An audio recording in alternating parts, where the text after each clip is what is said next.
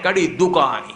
రేపొద్దున ఎద్దుకండి, ఆ ఎద్దు ఇదిగో నా సింహం ఉంది ఎక్కండి చక్కగా అంటే ఎక్కడో ఎద్దే ఎక్కుతాడు. ఆయన ఎద్దెక్కేది అమాయకుడు ఎక్కడు. వృషభము దేనికి సంకేతం అంటే ధర్మానికి సంకేతం.